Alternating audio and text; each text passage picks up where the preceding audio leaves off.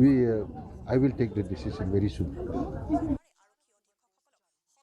The Meghalaya Congress is nearly finalizing its decision to field Jingjang M. Marak as its candidate for the upcoming Gambegre by-election. Saleng A. Sangma, MP from Tura, has confirmed that Marak is the only aspirant who has submitted an application for the Gambegre seat, and the District Congress Committee has already forwarded his name.